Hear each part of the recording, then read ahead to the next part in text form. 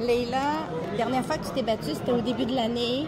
Tu devais avoir un autre combat contre la même adversaire qu'aujourd'hui. Ça a été reporté pour des raisons de paperasse administrative.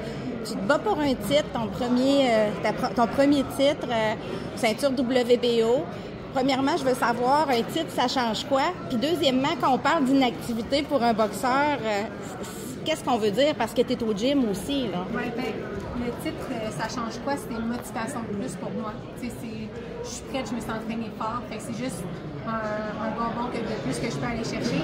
Puis aussi, c'est drôle. Il est trop drôle. C'est une motivation de plus pour moi, mais c'est aussi, ça va m'ouvrir des portes. Fait que je me vois gagner ce combat-là, je me vois être championne WBO internationale, puis ça me permet après ça de rentrer dans ce classement-là dans lequel je n'étais pas encore. OK. Puis l'inactivité, tu sais, le fait que quand on parle d'inactivité pour un boxeur, c'est pas parce que tu es complètement arrêté, tu t'entraînes quand même, tu te prépares quand même. Mais qu'est-ce que ça change de ne pas t'être battu depuis le début de l'année versus les autres années, mettons, où tu te battais peut-être aux 2-3 mois? Ben, tu sais, pour moi, ça change rien. Ça m'a juste donné davantage de temps pour être prête. Puis, tu sais, j'ai fait un autre camp d'entraînement. Celui-ci, le combat est annulé 2 jours avant. Fait que, tu sais, pour moi, c'est comme si je m'étais battue.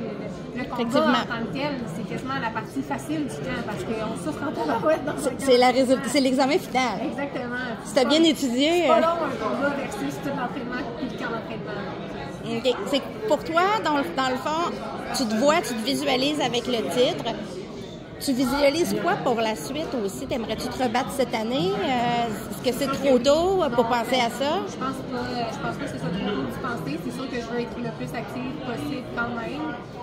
Mais non, je commence par demain. Parce que demain, j'ai un combat à la fois. À accomplir demain. Mais je veux boxer, je vais être le plus active possible. Parle-moi un peu de ton adversaire. Les gens ont tendance à beaucoup regarder une fiche simplement avec des chiffres, sans l'analyser. Quel type d'adversaire tu t'attends à voir devant toi demain?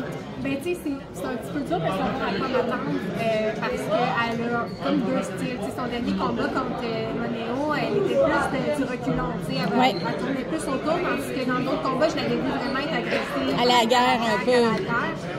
Peut-être qu'elle respectait vraiment Moneo. Moi, c'est ça que j'ai l'intention de faire, c'est de me faire respecter dans le combat. Ouais. Par contre, je ne veux pas me précipiter non plus. Fait qu'on va gérer avec le jab, la faire tomber dans mes coups au début, puis passer en deuxième vitesse dans la deuxième. Est-ce qu'on peut dire que c'est probablement l'adversaire la plus relevée que tu as eu jusqu'à date dans ta carrière, même si tu as affronté des filles comme Zamora qui sont rendues très bonnes, mais qui ont eu une courbe de progression un peu tardive? Oui, bien Zamora, c'était très problématique. Là. On en a parlé, moi et Marie-Pierre. J'ai dit, hey, ça en est maudit, hein? Tu sais, puis les gens la sous-estiment parce que justement, comme tu as dit, elle n'a pas la fiche la plus reluisante. Elle a commencé sur le tard, elle a commencé directement au professionnel.